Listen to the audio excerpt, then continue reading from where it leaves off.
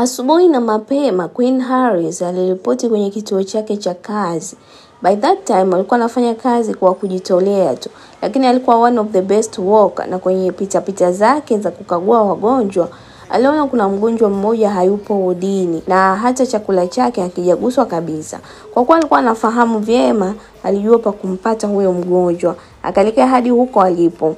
Kwenye mazungumzo yao, Evan akamwambia hahitaji tena kufanyiwa upasuaji. Na Queen alipomuuliza kwa nini, Evan alimwambia kuwa kuna application alidownload ambayo hiyo application inaonyesha siku ulizobakiza kuishi. Na yeye imemwambia atakufa siku ya kufanyiwa upasuaji.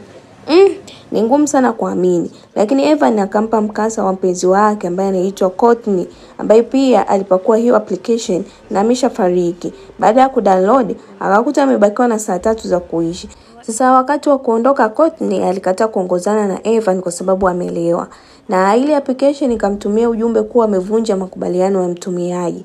Anaporudi nyumbani anashambuliwa na mtu asiyemuona na kuuawa ndani ya muda ule ulioandikwa kwenye application. Wakati huo Evan anagonga gari lake na tawi la mti linaanguka kwenye sehemu ambayo Courtney alikuwa amekaa. Ni ngumu sana kuamini. Queen ikabidi tu amrejeshe Evan kwenye chumba chake na akahisi huenda ni uoga tu. Wakati anatoka, wafanyakazi wenzio wanamfanyia surprise na wanampa habari njema kuajiriwa rasmi. Queen alifurahi sana, na wakati wanaongea akauliza wafanyakazi wenzio kuhusiana na application na countdown. Wenzie walichukulia mzaha tu, hakuna kitu kama hicho. Wakati Queen anarejea nyumbani, alidownload application na ikamwambia kuwa amebakisha siku 2 tu.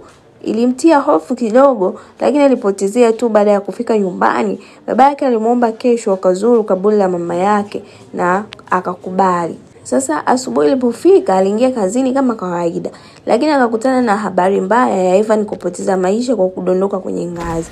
Hiyo habari ilimtia hofu kidogo. Akakumbuka kuwa Evan alimwambia download application na application ilisema siku ya leo atakufa.